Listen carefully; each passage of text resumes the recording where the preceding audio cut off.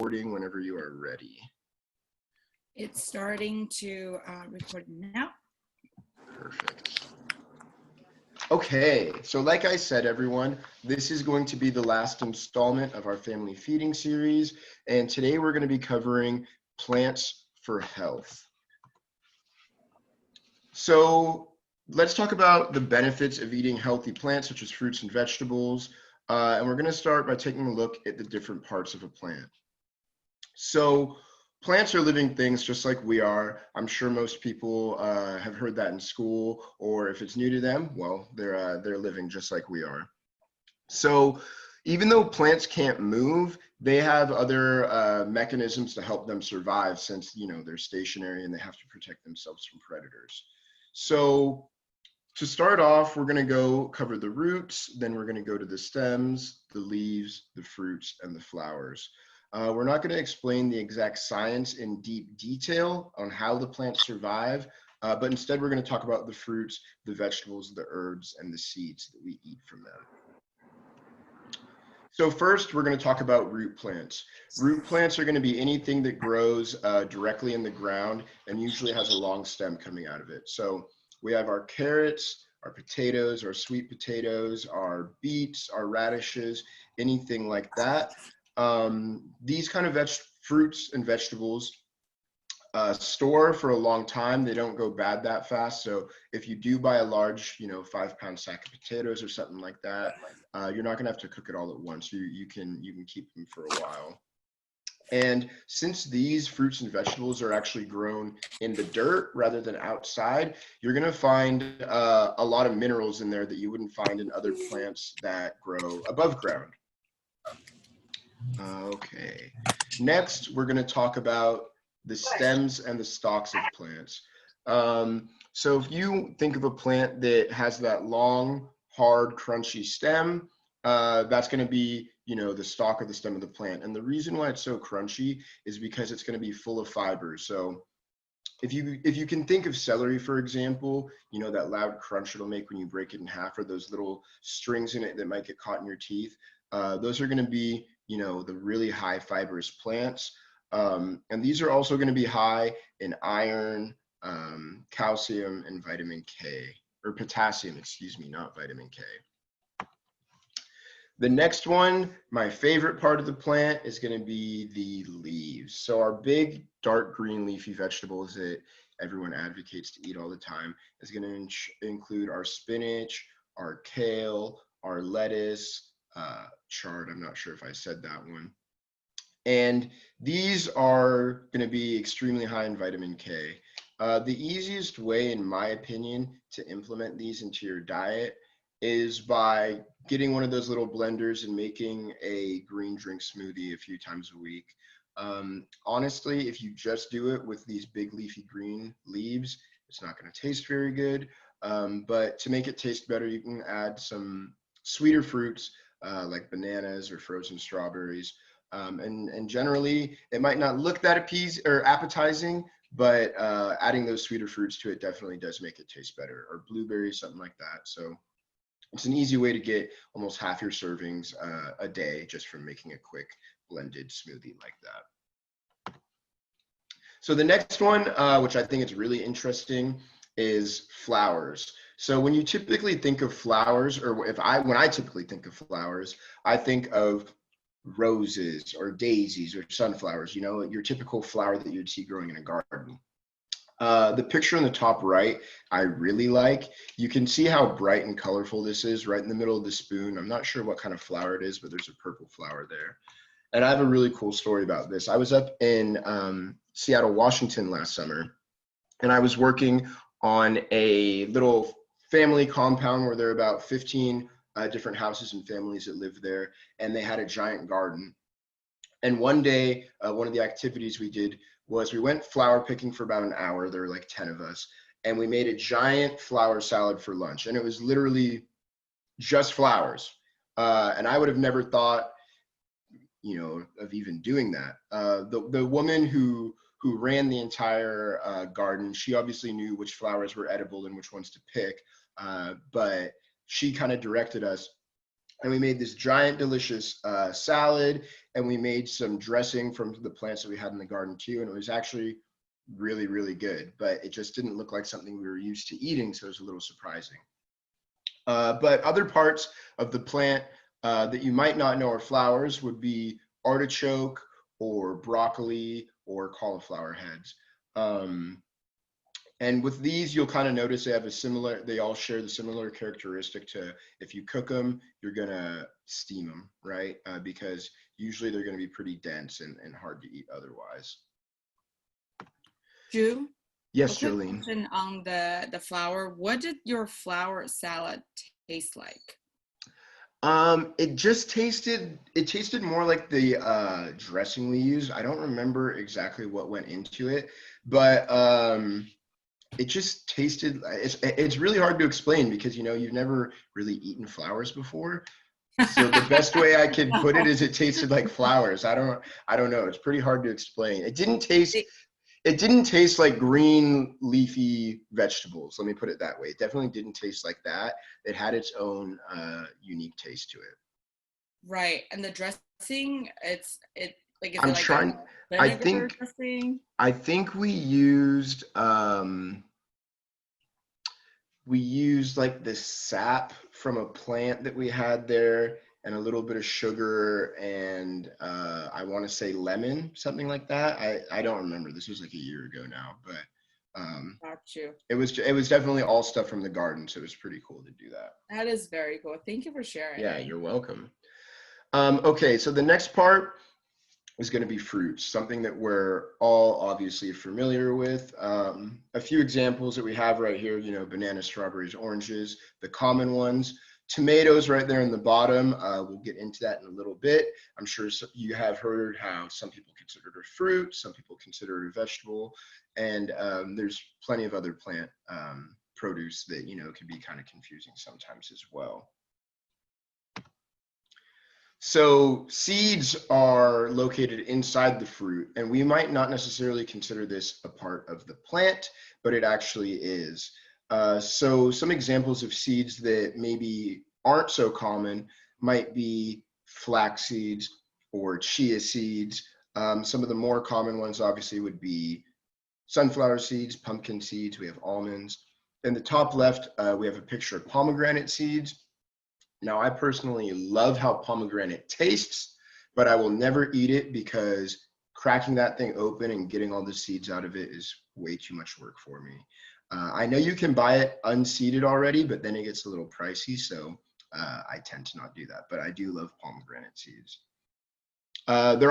Seeds are really high in protein, iron, they're high in a lot of minerals, iron, folate, and they're a good source of fiber too. So moving on, we have the tomato again. I told you we'd talk about it in a little bit. So if anyone has an opinion, do you think a tomato is a fruit or a vegetable? Fruit. Fruit. Any other guesses out there? I wish it was a vegetable. Okay, there we go. Fruits all around. Cool. So this is a trick question. Plants, oh wait, sorry, this is messed up. Where am I? Okay, so it's a fruit. Some people consider it a vegetable because it's not sweet like a fruit, but it really depends who you ask, right? So if you ask a botanist, a plant scientist, they might say it's a fruit. But if you ask America's Next Top Chef, they might say it's a vegetable. And in my opinion, I don't really care if you call it a fruit or a vegetable, as long as we're getting these into our diet, that's what really matters, right? So some people like to focus on the specific naming of things, and when it comes down to it, it really doesn't matter. So this is where we're going to get into the defense mechanisms of plants that we were talking about earlier, because they can't move even though they're living. So why do most fruits taste sweet and vegetables don't? So the reason for this is plants that have fruit they want to be eaten by other animals so their seeds can be spread out for survival, right? So they want to attract squirrels, they want to attract humans, birds, any kind of animal to actually go out there and eat the fruit so that when they run wherever they're going to run, they can spread the seeds and help reproduce for that plant.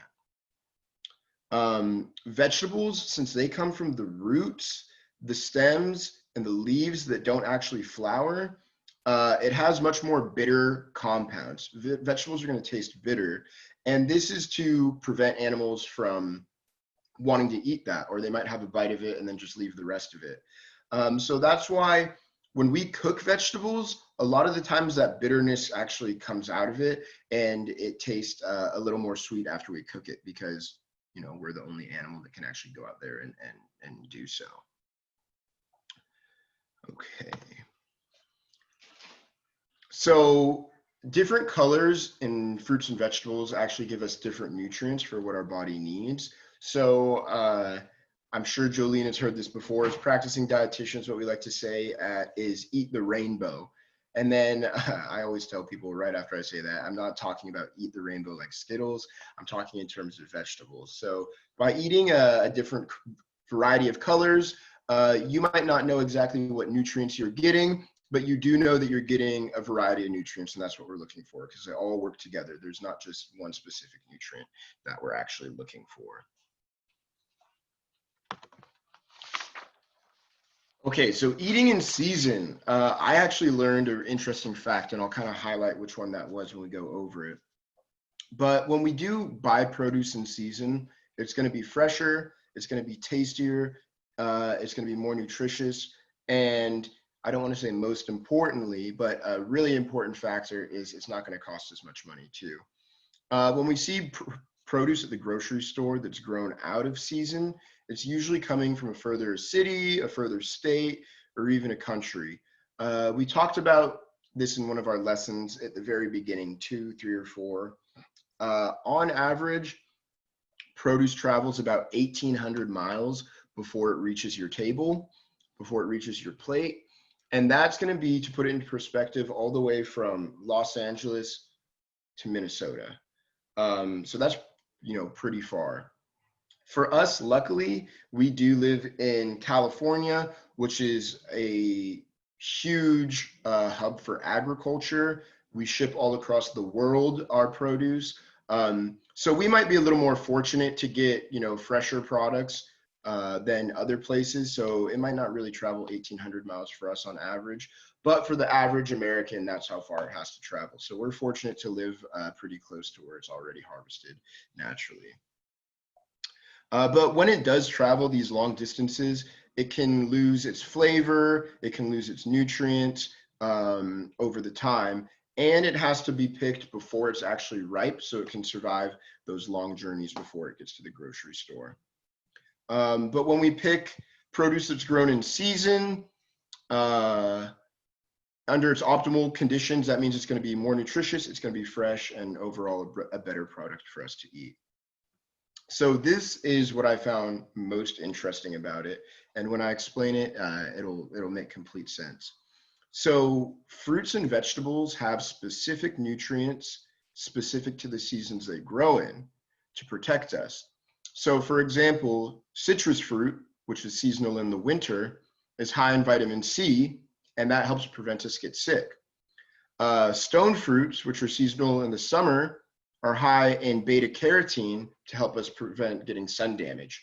So over, thousands and thousands of years, humans have actually evolved to their bodies needing the fruits and vegetables that grow in the specific seasons. I didn't know that, and I thought that was really interesting and kind of cool how it works like that. So what we're going to get into next is spices and herbs. If you've heard any of my in-person lectures before when we do the cooking demos, you know how big of an advocate I am on spices. When we think about edible parts of the plant food, we're often talking about fruits and vegetables. With that being said, the USDA considers cooking herbs and spices to have some general protective properties as well. An herb and spice is defined as any plant-derived substance that will add flavor to any dish. So The thing that's really interesting and fascinating about using spices in cooking is they have their standalone benefits and antioxidant properties that can boost your body's immune system or digestive system, things like that. Different for turmeric in the top, or yeah, turmeric, for example, has its own properties. But when you start mixing it with other spices, one just off the top of my head that I know is black pepper. When you start mixing these spices, it makes their properties even stronger. It makes them what we call more bioavailable. So it means your body can absorb them and take advantage of the benefits it gives easier and more naturally. So I just think it's really cool how you can kind of mix and match different spices to work differently in your body. So the spices actually come from different parts of the plant that we mentioned before. They can come from the roots, the stems, the leaves, the flowers, the seeds, and one we didn't talk about before, they can come from the bark too. Herbs are typically classified as non-woody plants. And then when we're talking about fresh herbs and spices, they're just a great thing to have on your shopping list because they help add nutrition and they boost flavor too. So now we're going to cover some tips for home growing. I know some people think that you might need a lot of space to have a garden in your house or to even grow one plant, not even have a garden. But there's some plants that require a little bit of space and can do fairly well indoors.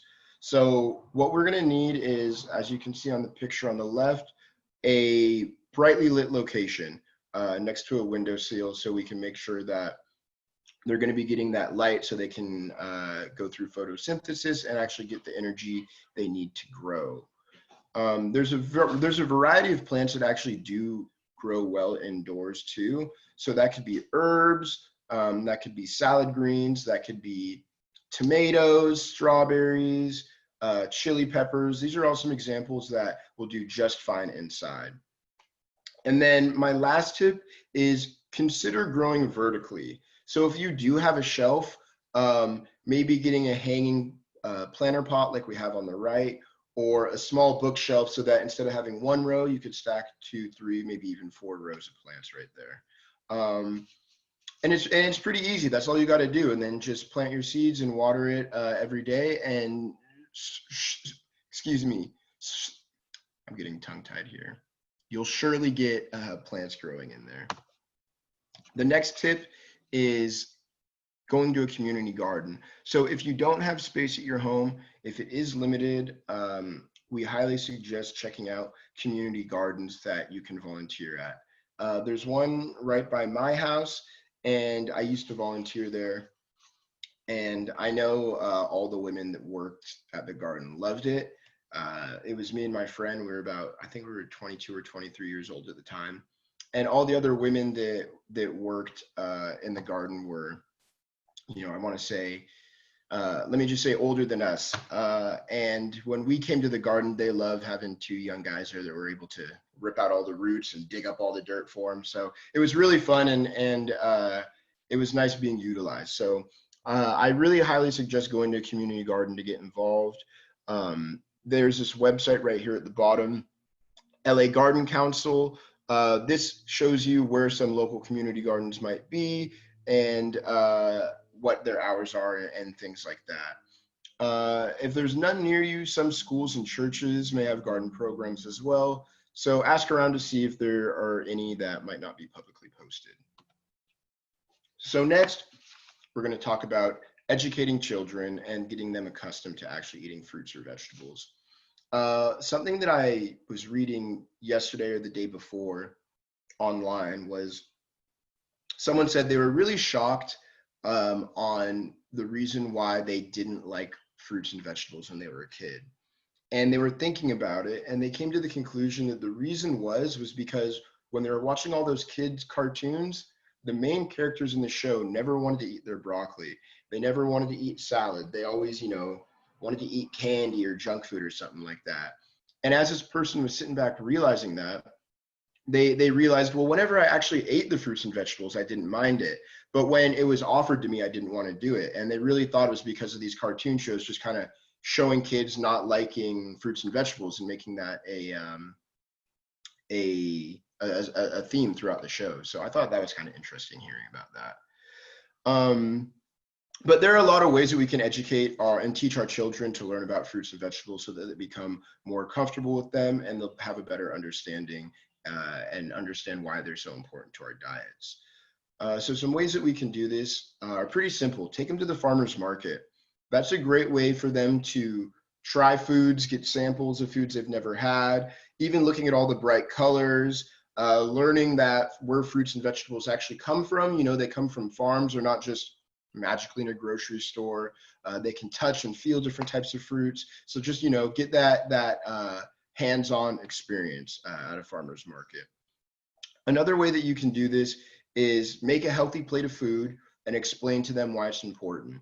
Explain to them how we need a variety of food, a different balance of food. A really easy thing to tell a kid is, you know, eat the rainbow. That resonates with them really well. So just showing them why they should be, what they should be eating and why they should be eating it. Another suggestion is introduce them to a new fruit or vegetable every week. And then a great way to do this is to have them help you cook with you. If they're too young to actually, you know, use a knife or use some kitchen tools, you can have them grab it for you if it's on the counter. Once you have it chopped up, you can have them grab their hands and put it in the bowl. There's a lot of different ways you can get them involved in it at all different ages. And what we talked about in one of our classes earlier, it takes a lot of exposure, not only for children, but even for adults to become comfortable with the food too. It could take up to 10 times of exposure to a food before you become comfortable with it. So it's really important to start exposing kids to fruits and vegetables at a young age. And even if they're resistant at first, keep trying, because over that time, they'll become more familiar with it and more inclined to actually eat it. The next step is bring them into the gardening process. When I was a kid, I remember I loved doing gardening activities, whether it be, like I mentioned before, at school, at church, or even at home. You could just dig a little hole for them and plant the seed. You can have them do the watering. You can have them even just carry the seeds out of the store. There's a lot of things that you could do to help them get involved in the gardening process. And once they really, you know, feel like a part of it and they're involved in what you're doing, they want to mirror what you're doing too. So they'll be excited to actually eat their fruits and vegetables once they see that they've grown fully and they're ready for harvest. So to wrap this up, I'm just going to kind of summarize what we went over today. We learned about the different parts of the fruits and vegetables, starting from the roots, the stem, the leaves, the flowers, and the fruits and seeds. We talked about what parts we eat and what parts we don't. We talked about why fruits and vegetables taste different, why fruits are sweet, why vegetables are sour. And then we went into we went into buying locally and making sure that we were buying plants and vegetables when they're in season. And then last, we went over different ways to educate our children about how to be familiar with foods and how to get them involved in the gardening process. So that wraps up this lesson for today. Let me widescreen this one.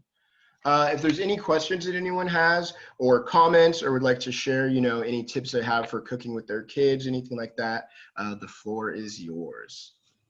I have a question Yes. about fruits in season. I have a hard time with knowing what's in season. What's a way that I can, like, is there an easy way to go by? Because still, I've tried to do that actually even a few years ago to try to learn to know what's in season. But how do I know? I go in the market, I'm like, okay, so I should buy what's in season, but I'm like, what the hell's in season?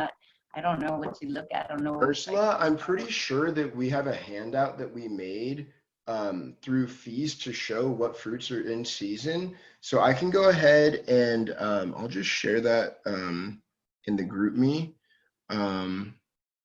I'm almost positive. Jolene, do you recall if we have one that was made?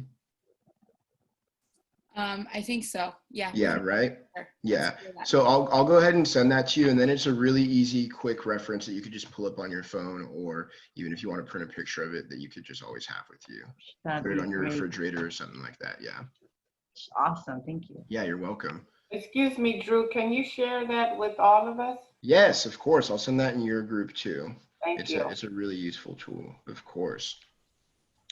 Were there any other questions or comments that anyone had before we wrapped up today?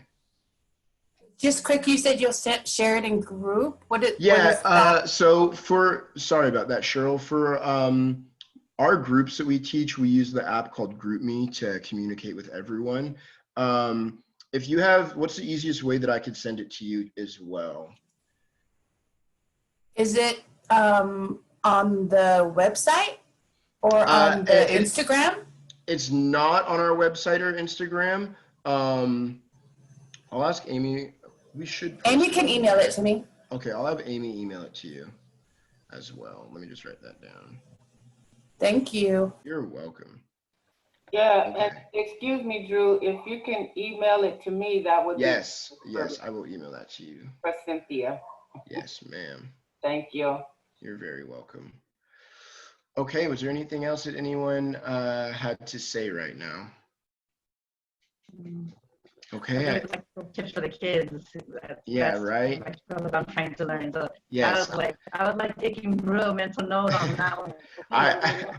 I was thinking about you when I was saying those, Ursula. I know they would come in handy for you, so I'm happy to hear that. Before we finish and close out this series, I just had an announcement to make. I don't have the paper. I don't know where my phone is. That's okay. Starting next week on the 23rd, I believe, correct me if I'm wrong, Jolene, since the family feeding Correct. series is over now, we're going to have a meditation series. It's going to be going on for 4 weeks. I'm not sure if it's going to be the same exact Zoom link. I can let everybody know, but that's going to be starting next week at the same time from 10 to 11, a meditation series. So Amy wanted me to share that with everyone. And then the last thing I wanted to say before we wrap this up was thank all of you for continuing to attend this. It was something that we wanted to do to keep everyone engaged, during the times that we were having. And having people come from different groups and seeing you get to meet each other and communicate and share and ask questions together is great, and that's what Feast is all about. So even though that you're all graduates now, we hope that you still stay involved, and we'll be reaching out and making sure you know of the activities and everything that we're holding. So just once again, thank you everybody for joining, and have a safe and great rest of your day, okay? Thank you so much. Thank You're you. welcome. Thank you. Thank Thank you. All right, Thank bye-bye you. everyone. Thank you, Julie. You'll have a good day. Bye, everybody. Bye.